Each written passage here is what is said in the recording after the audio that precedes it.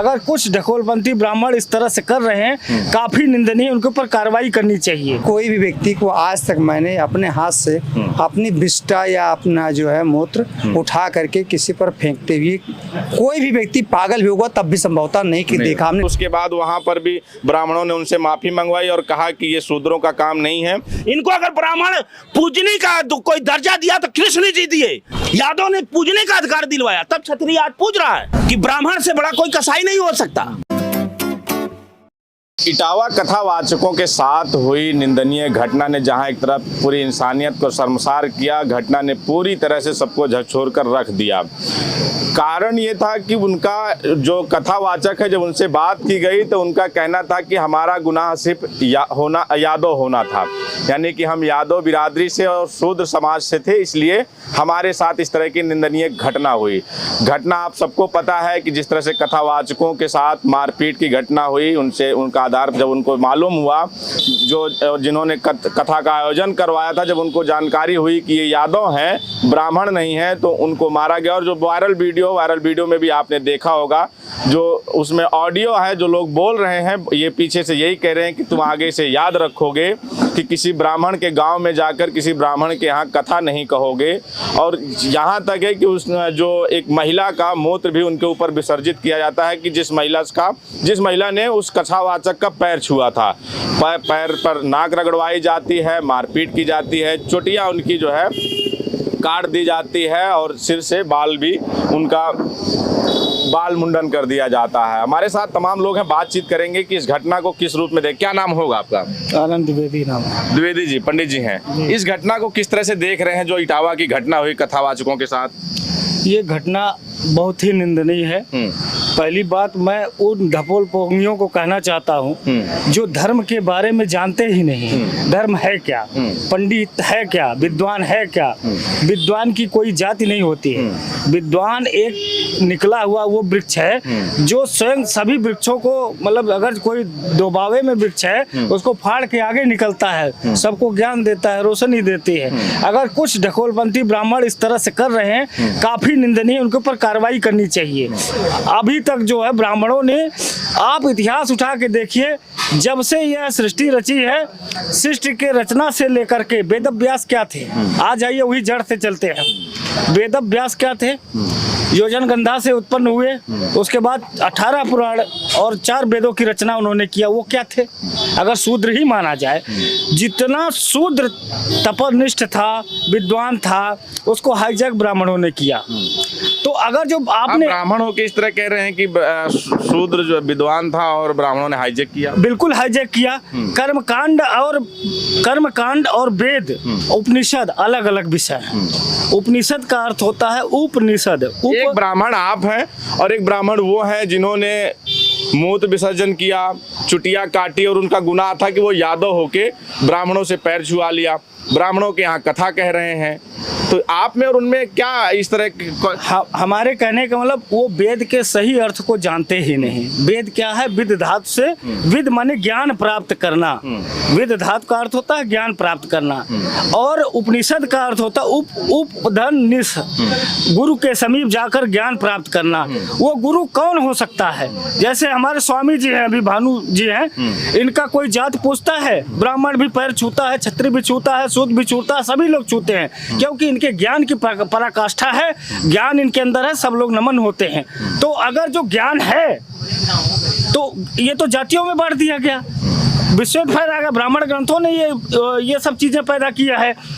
वैदिक काल में आप जाएंगे तो वहाँ ब्राह्मण कोई जाति नहीं हुआ करती थी। अच्छा, मैंने जिन लोगों से सुना है, जो लोग ईश्वर को मानते हैं, ईश्वर की कथाएं सुनाते हैं, वो ये कहते हुए सुना गया है कि ईश्वर एक है, ठीक, ईश्वर के बनाए हुए सब बंदे हैं। जब ईश्वर का अंश है हर कोई, तो ऊंच नीच का। अच्छा, दूसरी बात, कथा कोई सुना रहा है, कोई जाके चंदा दे रहा है, वो अछूत नहीं। अगर शूद्र जाके चंदा दे रहा है, चढ़ावा चढ़ा रहा है, तो वो अछूत नहीं है। चढ़ाया हुआ मंदिर में जा रहा है, उसके साथ कहा जाता है कि तुम दलित हो। और उसके बाद अगर कथा सुना रहा है, यादव कथा सुनेगा, चंदा चढ़ाए तो ठीक है। अगर वो कथा कहने लगेगा तो वो शूद्र हो गया और उसके बाद उसके साथ मारपीट होगी। यह प्रकरण वैदिक काल में भी था। भगवान कृष्ण और जो बलराम जी जा रहे थे, 18,000 ऋषियों का समागम था यही नैमिषारण्य में।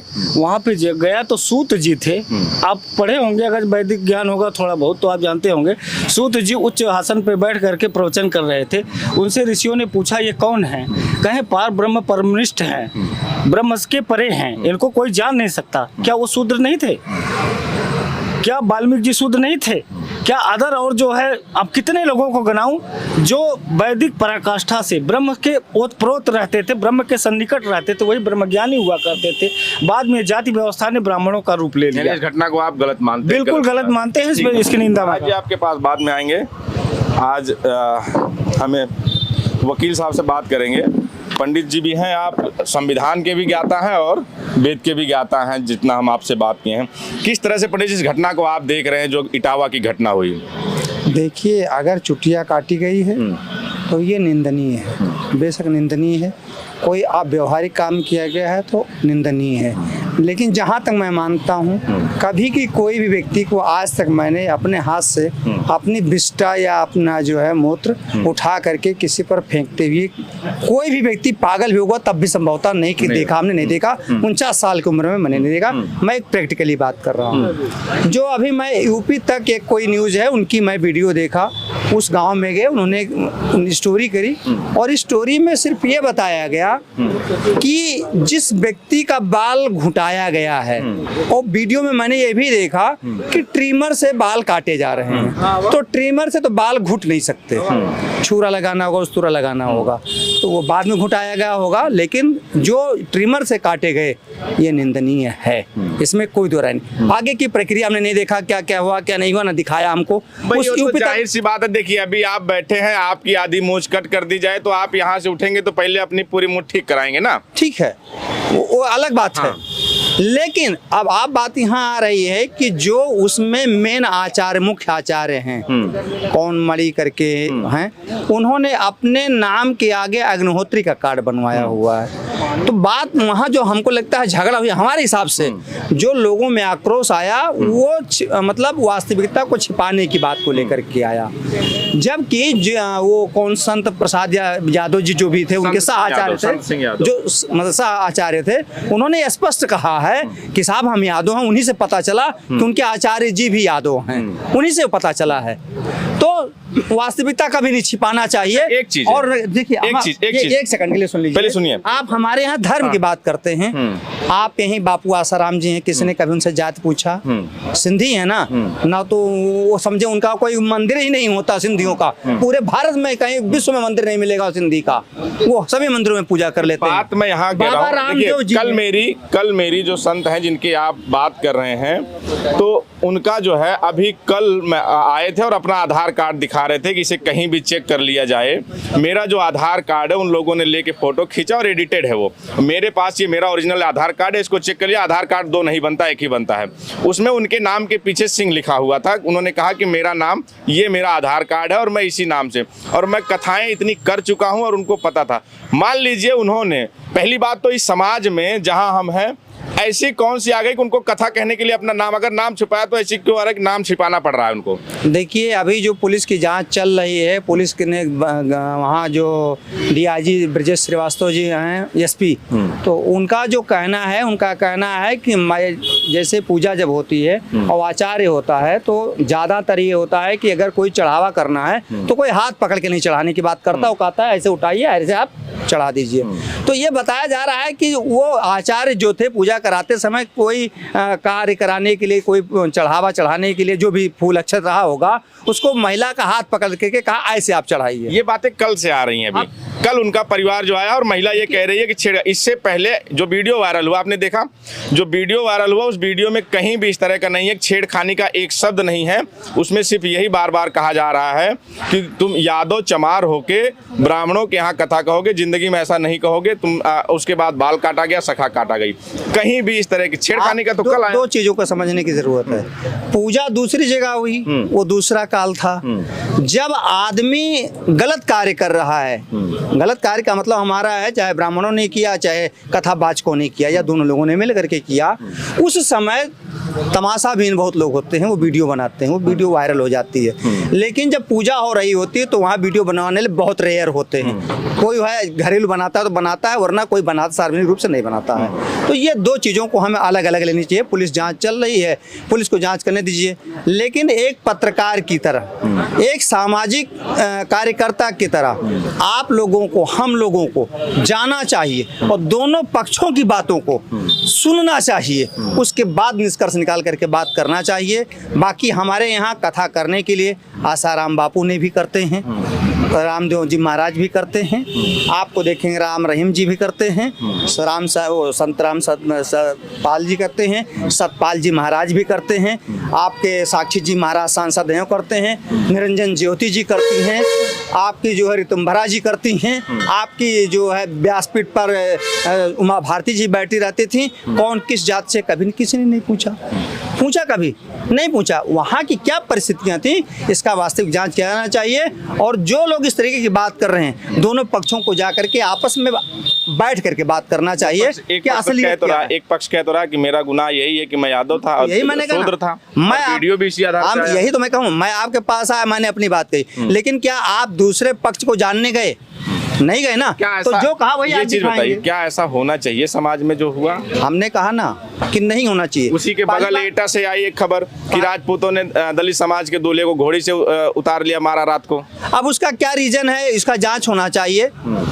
जांच होना चाहिए कि रात में घोड़ी उतार लिया गया, मारा गया, उसका क्या रीजन है, इसके बारे में हम नहीं बता सकते। वहाँ के लोग, जांच का विषय है। मध्य प्रदेश में देविका पटेल थी, वो कथा कह रही थी और उसके बाद वहाँ पर भी ब्राह्मणों ने उनसे माफी मंगवाई और कहा कि ये शूद्रों का काम नहीं है। और उन्होंने उनसे, क्योंकि वो वेद व्यास गद्दी पे बैठ गई थी और उन्होंने उस पर भी वो हुआ। बड़े भाई, मैं आपको बताऊं, अभी पुलिस भर्ती हुई है हमारे यहाँ 51-51 की भर्ती हुई, 50,000 की। उसमें जो है अनुसूचित जात के लोग दुबे, तिवारी और पांडे लिख करके, और जो है वो भी उसका अनुसूचित जात का ले लिए। तो अब आप क्या कह सकते हैं? आप बताइए, हम क्या कर सकते हैं? हुई, भर्ती हुई है, बाकायदे भर्ती हुई भाई साहब। यहाँ 69,000 शिक्षक भर्ती वाले घूम रहे हैं कि हमारा जो है मिल गया हमारे पूरे। आपको नहीं जानकारी है तो आप पुलिस भर्ती और प्रोन्नति बोर्ड जाइए, उनसे आप पूछिए। इस पे बवाल भी हुआ, वहाँ के डीआईजी ने, वहाँ के चेयरमैन ने कहा कि साहब हमारे यहाँ तो सर्टिफिकेट लगा, सर्टिफिकेट की जांच कराई, ये जो है अनुसूचित जात के हैं। तो अगर किसी को जात लिख देने से ब्राह्मण हो जाता है तो बहुत सारे लोग इस तरीके बन करके घूम रहे हैं बदनाम करने के लिए। कहीं कोई यादव बन के घूमने लगता है। आप महाराष्ट्र में जाइए, तमाम लोग यूपी के शेड्यूल कास्ट वहाँ गए हैं, वो यादव लिखते हैं। तो ये बदल लेना, उससे जात का निर्धारण नहीं। कभी आपने सुना कि किसी यादव टाइटल लगा लिया वहाँ पे और यादव ने पीटा उनको? देखिए, आए दिन तमाम बवाल होते हैं और कुछ राजनीतिक लोग हैं जिसको रंग देने की कोशिश करते हैं। हमारे समाज में ही जो बनाया गया है ऊंच नीच का, वो इसी कारण तो लोग अपनी जात छुपा रहे हैं, बताने में शर्म आती है कि ठीक है हम दलित हैं, हम फलाने पिछड़े हैं। ये किसी ने नहीं बनाया। आप सरकारी फॉर्म भरने जाते हैं, सरकार आपका कहना है कि 4 वर्ण उसने बनाया। 4 वर्ण मतलब अनुसूचित जाति के मतलब अनुसूची बनाई, अनुसूची में 4 जातियां बनाई, सामान्य, बीसी, बैकवर्ड क्लास। अब बैकवर्ड क्लास में ओबीसी भी आ गए।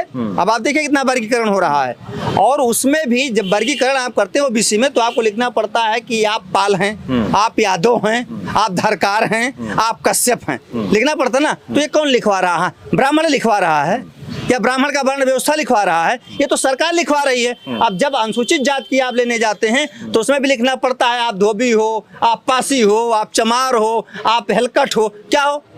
ये तो सरकार लिखवा रही है, हमने लिखवा रहे हैं। कहने के लिए अब अपनी जात जो है सरकार को चाहिए कि जो उपाधि शब्द दी जाती है, तमाम सम्मान दिए जाते हैं, और जो जात शब्द लिखा जाता है उसका कालम सरकारी चीजों में खत्म कर दिया जाए, अपने आप सब समानता आ जाएगी। लेकिन लोग खुद नहीं चाहते। आपको नहीं लगता कि जितने महाराजों के भी आपने नाम गिनाए, चाहे साक्षी महाराज हो, चाहे कभी इन्होंने साक्षी लोधी अपने पीछे घूम के साक्षी चौहान नहीं, इन्होंने लास्ट में ये अपनी जात छुपा ही ली?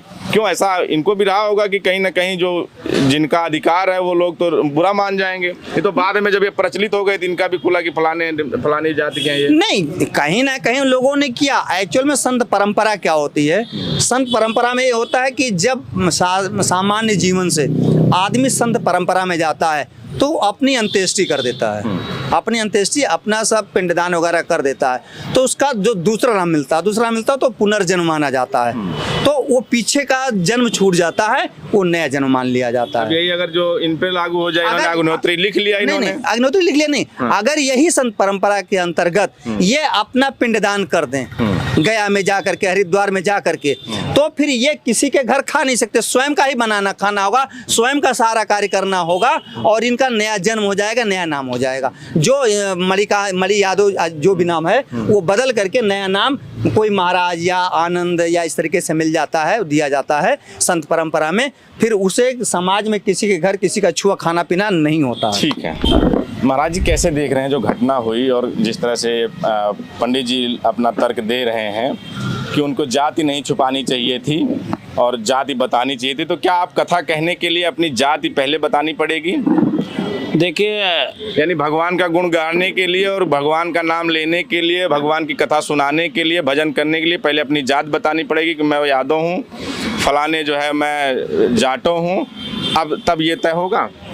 अभी हमसे पहले आप दो ब्राह्मण समाज के लोगों से ने बात किया, तो इन दो ब्राह्मणों में दो नियत है, दो कर्मकांड है। एक ब्राह्मण काल शुद्ध है, सिद्ध है, सत्य बोल रहा है। उन्होंने कहा कि इस नहीं वैदिक काल में भी ब्राह्मणों ने हाईजेक कर लिया था और उन्होंने स्पष्ट कर दिया, उस क्षेत्र को मैं बोलना नहीं चाह रहा हूं, जोजन गंधा कौन थी, उनसे पराशर ऋषि का मेल होता है तो व्यास जी का उत्पत्ति होती है।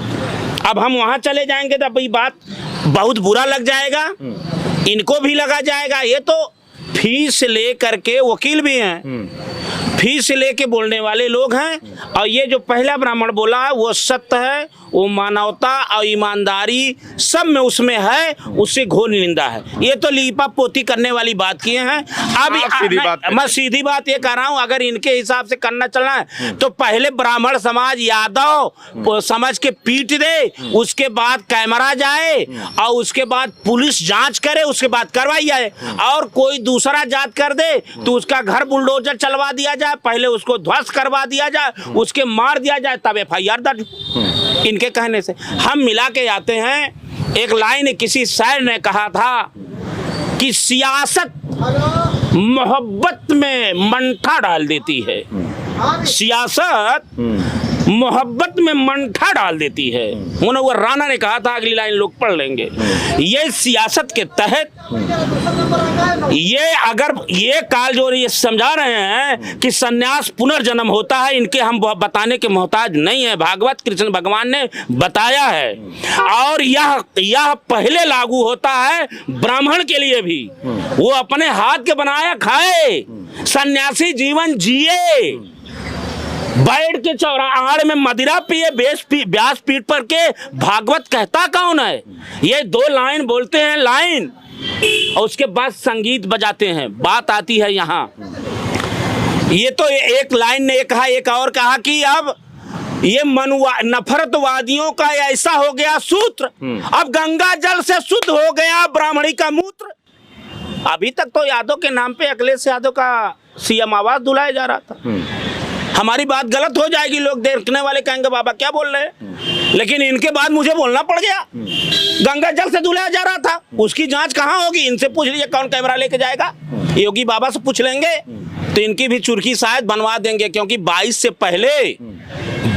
पहले ब्राह्मण पूरा आंदोलन पे था। आप सोशल मीडिया सर्च कर लेना, यहाँ से लेकर पूरे देश का ब्राह्मण एकजुट हो गया। भारतीय जनता पार्टी में हमारा चढ़ावा छीना जा रहा है, हमारा दान छीना जा रहा है, हमें कोरोना के नाम पे बैंडी करके शादी नहीं करवा दिया जा रहा है, बैंड करवा दिया जा रहा है। ब्राह्मण जब आंदोलित हुआ था, देश के चारों शंकराचार्य के पास गृह मंत्री प्रधानमंत्री जी पहुंचे और पूरे ब्राह्मणों के चरण धुले, माफी मांगे।